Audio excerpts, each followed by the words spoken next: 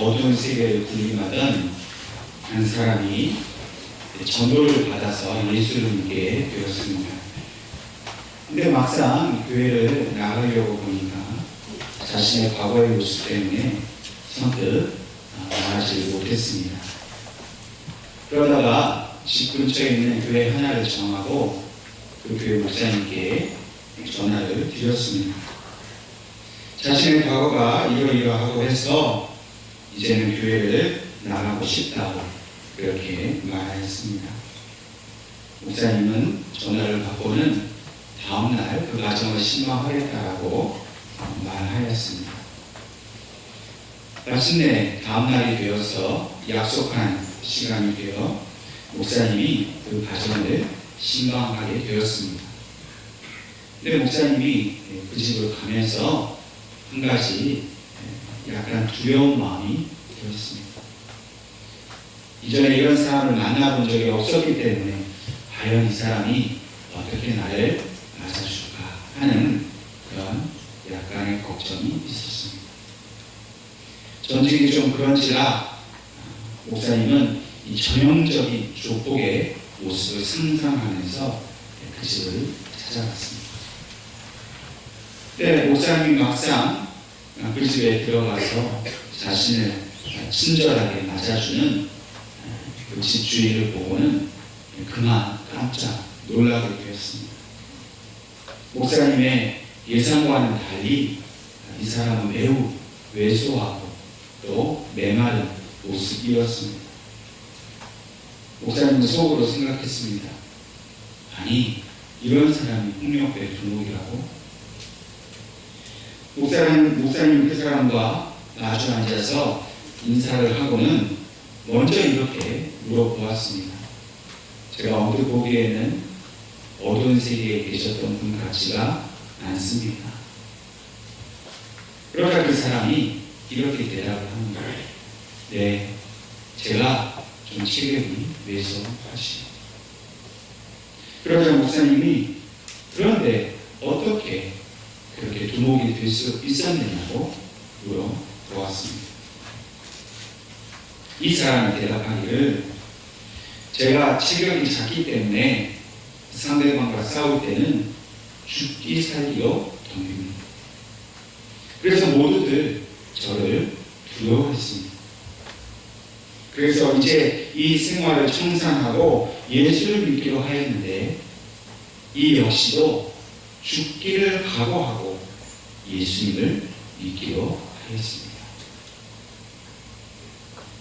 여러분, 세상에서 제일 무서운 사람이 어떤 사람인 줄 아십니까? 죽기를 각오하는 사람입니다. 물론 악한 일에 죽기를 각오하는 것이 아니라 예수 그리스도를 위해서 죽기로 각오하는 사람이 제일 무서운 사람입니다. 또한 어떤 경우에는 이렇게 죽기를 각오할 뿐만 아니라 실제로 예수를 위해서 죽는 사람들도 있습니다. 우리는 그러한 사람을 가리켜서 순교자라 말합니다.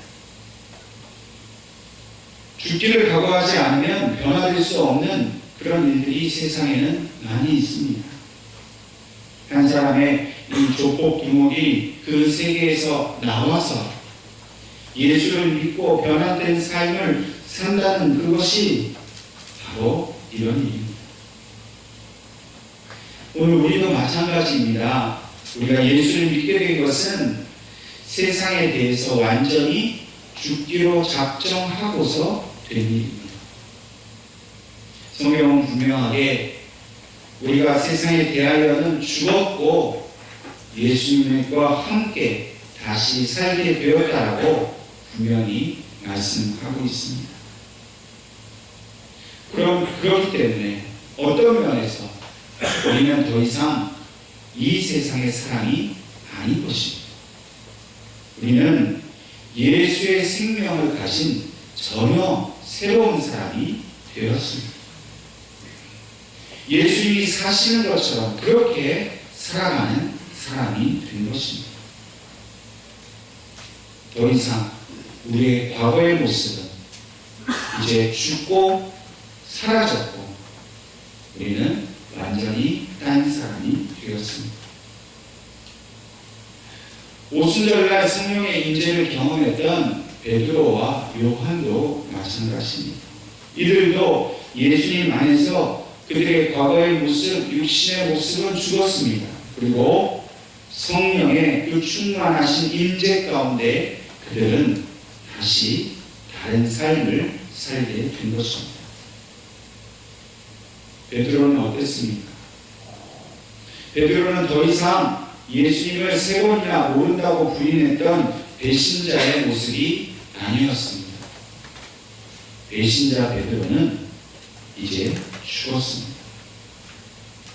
그리고 이제는 수많은 유대인들 앞에서 마치 순교자처럼 죽기를 각오하고 담대하게 너희가 죽인 그 예수가 바로 하나님이 약속하신 메시아다라는 사실을 증거하는 그런 사람이 되었습니다. 이렇게 베드로가 죽기를 각오하고 예수님을 증거할 때에 그때에 비로소 성령의 역사가 나타났습니다. 베드로의 그 성령 충만한 담대한 설교를 통해서 한꺼번에 3,000명이나 되는 사람들이 자신의 죄를 회개하고 예수 그리스도를 영접하게 되었습니다. 그리고 이 회심한 3,000명은 흩어지지 않고 오늘날 우리처럼 교회를 이루게 되었습니다. 이들이 이룬 교회는 성령 공동체였습니다. 오직 예수의 영으로 하나가 되어서 자신의 재산을 아까워하지 아니하고 기쁨으로 나누며 오직 하나님의 말씀 가운데 교제하고 교회에 모여서 예배 드리는 것과 기도하는 데만 전심을 쏟았습니다. 이런 아름다운 모습이 나타나기 시작하자 주변에 있던 많은 사람들이 이 교회로 모여들기 시작했습니다. 그리고 마침내 이들도 성령을 경험하고 예수님을 따르는 믿음의 사람이 되었습니다. 이처럼 한 사람 베드로가 세상에 대하여서는 완전히 죽고 예수에 대하여 다시 살아나게 되었을 때에 수많은 사람들을 살려내는 놀라운 그 성령의 역사에 쓰임을 받게 된 것입니다. 이전에 이들에게는 예수라는 이름이 부끄러운 죄인의 이름이었습니다. 그러나 이제는 이 죄인을 살리시는 구원자의 이름, 생명의 이름이 바로 예수의 이름이 되어버린 것입니다. 오늘 하나님께서 우리에게 주신 이 본문의 말씀을 통해서 목숨을 건 이 제자들이 예수의 이름으로 어떻게 사람들의 생명을 구원하였는지에 대한 한 사건을 우리에게 보여주고 있습니다. 본문 1절 말씀에 베드로와 요한이 제9시 기도 시간에 성전에 올라갔다라고 말씀하고 있습니다. 이 유대인들의 시간에 이 제9시는 오늘날 우리 시간으로는 오후 3시를 말합니다. 이 시간은 전통적으로 유대인들에게 있어서는 오후에 기도하는 시간입니다. 그러나 유대인들에게는 제3시인 오전 9시와 또 본문에 나오는 제9시인 오후 3시 이 두 번의 시간이 유대인들에게서는 가장 중요한 기도의 시간이었습니다. 그래서 다른 어떤 시간보다도 이 두 번의 기도 시간은 유대인들이 철저히 지켰습니다. 오늘도 이 베드로와 요한이 기도하러 올라가는 이 시간에 수많은 사람들이 그 예루살렘에 살고 있는 모든 사람들이 기도하기 위해서 성전을 오르는 아주 분주하고 바쁜 그 시간이 바로 제9시였습니다. 베드로와 요한이 이 제9시에 성전에 올라간 것은 물론 그들과 같이 유대인의 관습을 따라 기도하기 위해 올라간 것은 아니었습니다. 베드로와 요한이 성전에 올라간 목적은 다른 것이 아니라 바로 예수를 전도하기 위한 것이었습니다. 그런데 이 모든 사람들이 기도하기 위해 올라가는 그 시간에 그 성전에 베드로와 요한이 올라간다는 것은 사실 목숨을 건 일이었습니다. 왜냐하면 유대인들의 반발이 매우 클 것이기 때문입니다. 어쩌면 잘못하다가 이 베드로와 요한이 예수의 제자인 것이 드러나서 유대인들이 예수님처럼 베드로와 요한을 잡아다가 죽일지도 모르는 그런 위기의 순간인 것입니다. 그러나 베드로와 요한은 이미 성령의 충만함을 받았기 때문에 그들은 그 모든 위협을 두려워하지 않고 모든 유대인들이 모여있는 그 시간 그 성전에 그들은 올라가는 것입니다. 우리에게는 체면이라는 것이 있습니다. 그래서 다른 사람들이 이제까지 알고 있었던 나의 모습을 그것을 바뀌어진 모습을 보여준다는 것은 매우 어려운 일입니다. 실제로 예수님을 믿게 되었지만은 쉽게 그 사실을 주변 사람들에게 알리지 못하는 경우를 종종 보게 됩니다. 이제 내가 예수를 믿게 되었으니 옛날에 하던 그 일들을 하지 않으려고 합니다. 술자리도 가지 않고 일요일에 친구들과 만나서 어울려 놀던 일도 하지 않고 이제 나는 주일에 예배드리러 교회에 가겠다 그렇게 말을 합니다. 그러면 주변 사람들의 반응이 어떻습니까? 비난을 합니다.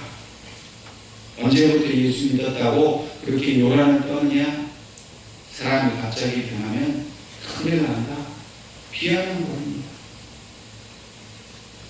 사실 이러한 주변의 사람들의 반응이 두려워서 예수를 믿어도 그 사실을 숨기면서 살아가는 사람들이 많이 있습니다. 몇 해 전에 우리가 이름만 들으면 알만한 큰 대기업의 총수가 예수를 영접하게 되었습니다. 그리고 이 그룹 회장이 자신의 그 자회사에 있는 모든 임원진들을 대상으로 신우회를 조직하고 매월 정기적으로 신우회 예배를 드리기로 그렇게 하였습니다. 이 그룹 총수는 자신의 모든 회사들에 있는 임원들에게 광고를 했습니다. 신우회 예배를 이제 드릴 테니 교회 다니시는 모든 임원들은 다 그 신우회 예배에 참석하라 하는 광고였습니다. 이제 첫 신우회 예배를 드리는 날이 되었습니다. 그런데 그 자리에 모였던 임원들이 모두가 다 깜짝 놀라게 되었습니다. 몇 명이나 오겠나 했는데 수백 명의 임원들이 그 자리에 모였습니다. 더 놀라운 것은 아니 저 사람이 예수 믿는 사람이었어? 하는 반응들이 여기저기에서 나오는 거예요. 서로서로 쳐다보면서 당신도 교인이었어? 당신도 교인이야? 그동안 교회 다니는 것을 숨기고 예수 믿는 티를 전혀 내지 않았던 임원들이 그 그룹 총수가 부르니까 어쩔 수 없이 모여서 서로 놀라게 되는 그런 일이 있었다는 것입니다. 성전에 올라갔던 베드로와 요한도 혹시나 갈릴리 자신의 고향에서 온 사람이 자기를 알아보고 당신 고향에서 복인하자는 어부 아니었어? 근데 뭐 이제 와서 예수의 제자라고 사도라고? 그럼 그런 비난이나 비아냥을 들으면 얼마나 부끄럽고 수치스럽겠습니까? 그러나 베드로와 요한은 더 이상 갈릴리의 어부가 아니었습니다. 이제는 예수님의 죽으심과 부활하심을 증거하는 그분이 하나님의 아들이시요 우리를 구원하시는 메시아이심을 증거하는 하나님의 사도가 되었습니다. 어떤 비난이 올지라도, 심지어는 예수님이 메시아라고 증거하다가 유대인들에게 죽임을 당한다 할지라도 그것을 전혀 두려워하지 않는 그런 성령의 사람이 된 것입니다. 오늘 우리도 마찬가지입니다. 저와 여러분도 과거에 나는 이미 죽었다라고 말할 수 있어야 합니다. 되돌아보면 부끄럽지 않은 과거를 가진 사람이 누가 있겠습니까? 그러나 이제는 우리가 예수 안에서 새 사람이 되었다고, 예수 없이는 살아갈 수 없는 그런 사람이 되었다라고 말할 수 있어야 합니다. 뿐만 아니라 그 상대방을 향해서 당신도 나처럼 이제 예수 믿고 성령을 받아 새 사람이 되어야 한다라고 말할 수 있어야 한다는 것입니다. 오늘 이렇게 성령의 그 담대하게 복음을 전하게 하시는 그 능력을 가지고 살아가는 우리를 통해서 하나님은 하나님의 구원의 역사를 더욱 확장시키기를 원하고 계십니다. 이렇게 담대한 마음을 가진 베드로와 요한이 성전을 향해 올라가는데 그곳에서 한 사람을 만나게 됩니다. 오늘 2절과 3절 말씀을 보면 나면서부터 못 걷게 된 한 사람을 주변 사람들이 메고 와서 성전 민문 앞에 구걸하라고 이렇게 내려놓았다 말합니다. 그리고 마침 그 앞을 지나고 있던 베드로와 요한을 이 안심뱅이가 보고서는 돈을 구걸하는 장면을 나옵니다. 그리고 4절 말씀이 이렇게 기록합니다. 베드로가 요한과 더불어 주목하여 이르되 우리를 보라 하니 라고 말씀합니다. 베드로와 요한은 자신을 향해서 돈을 구걸하고 있는 이 안심뱅이를 주목하여 보았습니다. 아, 몸이 불편한 사람이 있구나, 도와줘야 되는 사람이 있구나, 그냥 대충 보고 지나가지 않았습니다. 그에게 온 신경을 집중하고 마음을 집중하여서 주목하여 보았습니다. 그것은 단지 그 안진뱅이라는 겉모습만 본 것이 아니라 이 안진뱅이의 그 마음의 상처와 그 아픔까지도 들여다본 것입니다. 더 깊은 것은 그 안진뱅이의 심령 속에 예수가 없다는 사실을 주목하여 본 것입니다. 단지 불쌍하게 본 것이 아닙니다. 어려운 형편을 보고 그저 불쌍하다 동정하는 마음만을 가진 게 아닙니다. 세상에는 어려운 사람을 보고 불쌍히 여기는 사람들이 얼마나 많이 있습니까? 도와주고 싶어하고 은혜를 베풀고 싶어하는 사람들이 물론 많이 있습니다. 그러나 중요한 것은 베드로와 요한과 같이 이렇게 성령의 변화를 받은 사람은 이러한 단순한 동정심 이상의 마음을 갖게 된다는 것입니다. 베드로와 요한이 본 것은 이 안진뱅이의 육적인 그 불쌍한 형편보다는 그 심령 속에 예수가 없고 그가 영적인 매인 가운데 있다는 사실을 본 것입니다. 그 안진뱅이에 지금 필요한 것은 바로 메시아이신 예수가 필요하다는 사실을 베드로와 요한은 보았던 것입니다. 오늘 우리들도 이제는 영적인 시각으로 세상을 볼 수 있어야 합니다. 세상을 보는 시각이 달라져야 합니다. 우리가 예수를 믿기 이전에, 성령을 충만을 받기 이전에는 세상 사람들처럼 똑같이 그렇게 바라볼 수 있습니다.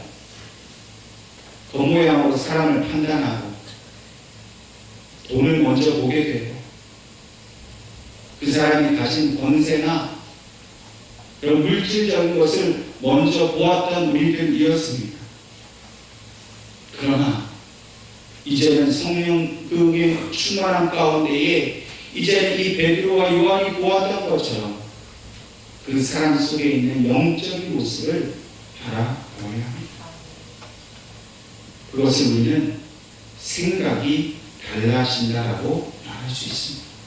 여러분, 성령 충만을 받으면 우리의 생각이 달라지는 것입니다. 생각이 바뀌면 우리는 모든 것을 할 수 있습니다. 여러분, 결국 우리는 생각으로 죄를 짓습니다. 생각으로 세상을 따라갑니다.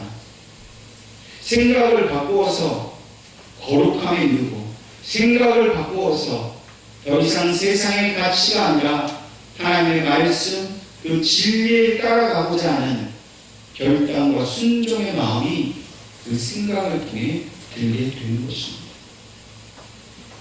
성경은 분명히 우리에게 말씀하십니다. 육신의 생각은 사망이요 영의 생각은 생명과 평안이라 말씀하셨습니다. 어떻게 하면 잘 먹고 잘 살까? 어떻게 하면 내가 저 사람을 속여서라도 내가 재물을 얻을까?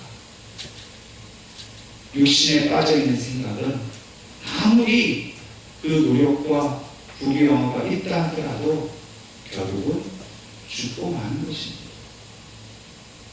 그러나 성령의 생각, 영적인 생각은 비록 그 육신의 삶은 부족하고 연약하다 할지라도 그 성령의 생각 때문에 결국 그 영혼은 구원에 이르게 되고 세상 사람들은 도무지 알 수 없는 하나님이 주시는 그 참된 평안을 그 심령 속에서 누리게 된다는 것입니다. 우리는 세상을 단순한 동정심으로 살아가서는 안 됩니다.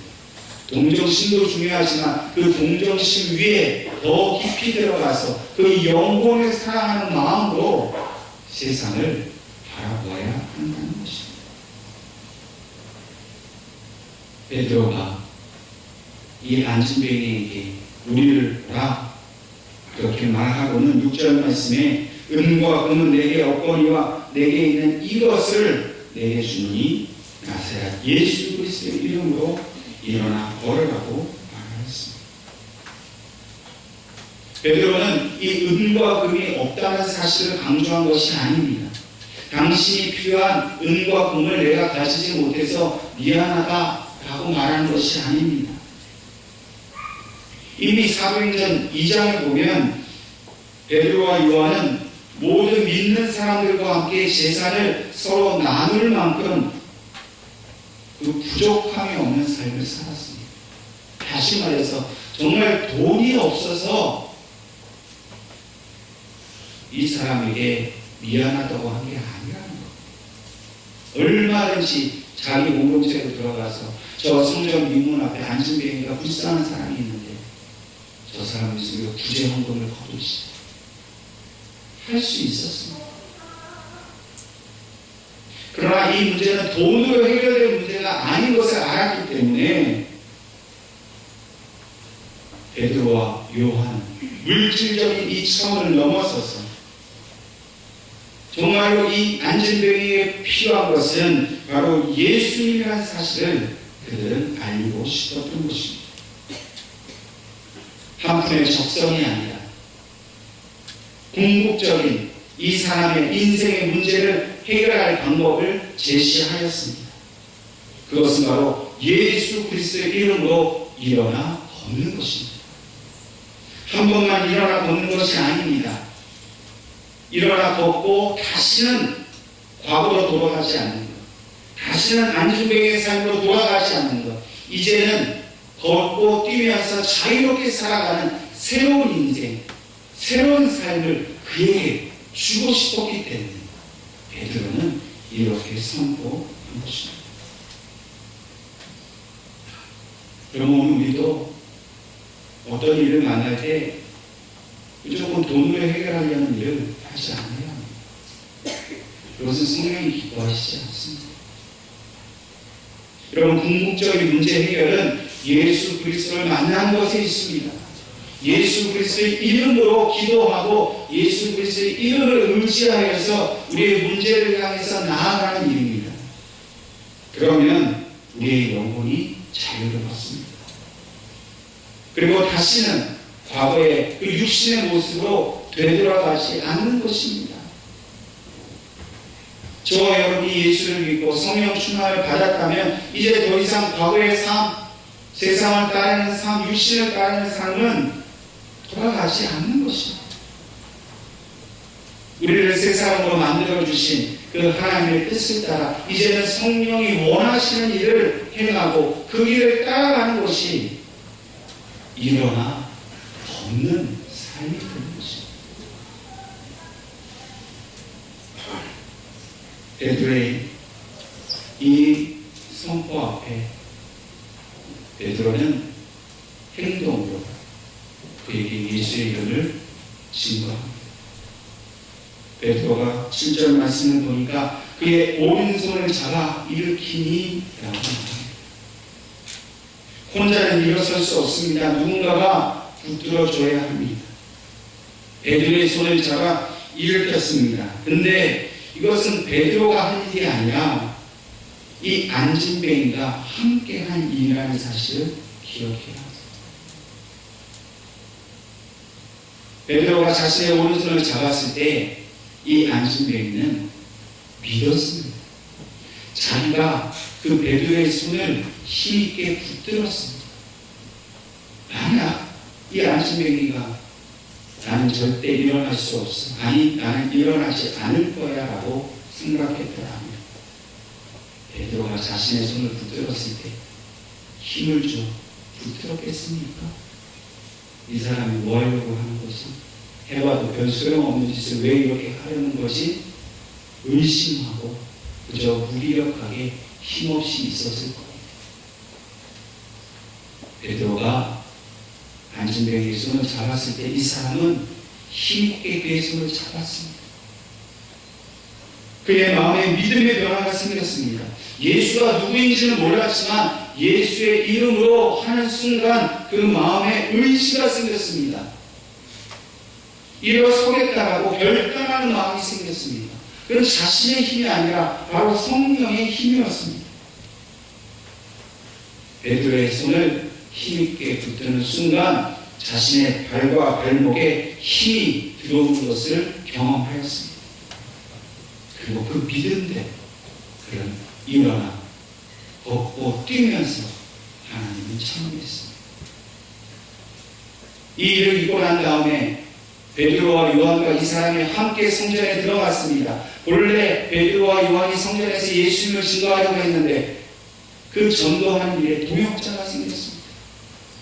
예수가 이 안진뱅이를 일으켰다는 것을 사람들의 눈에 직접 보여주었습니다. 그리고 이 사람이 뭐라고 했습니까? 하나님을 찬송하니라 했습니다. 예수 그리스도의 이름으로 치유받게 된 사람이 예수 그리스도를 증거하는 그 일을 위해 펄쩍펄쩍 뛰면서 하나님을 찬미하는 것입니다. 여러분, 이 베드로의 손은 사람의 손이 아니라 바로 예수님의 손이었습니다. 그리고 오늘 우리도 혹시 이 안진뱅이와 같이 무기력함과 과거에 매여서 나는 안 된다라고 주저앉아 계시는 분이 계십니까? 오늘 여러분들을 향해서 손을 내미시는 그 주님의 손을 온전히 붙들 수 있기를 바랍니다. 내 생각에는 안 될 것 같지만 그 손을 붙드는 순간 우리의 마음속에 믿음이 일어나고 그 믿음의 결단과 의지가 생긴 줄로 믿습니다. 주님이 붙드시면 됩니다. 믿으면 됩니다. 나는 평생 이렇게 안진뱅이로 살았는데 그 생각이 바뀌어집니다. 그리고 그 믿음대로 그 다음에 힘이 생겨서 일어나게 되는 것입니다. 저와 여러분이 이렇게 죽기를 각오하고 예수님을 믿는 그 믿음을 가지기를 하나님이 원하고 계십니다. 저와 여러분이 성령 충만을 받았습니까? 그렇다면 이제 죽기를 각오하고 오직 예수님만 의지하고 우리를 이렇게 세우셔서 주님만을 증거하게 하시는 그 성령의 역사를 온전히 따라가고 순종하시는 저와 여러분이 될 수 있기를 주님의 이름으로 축원합니다.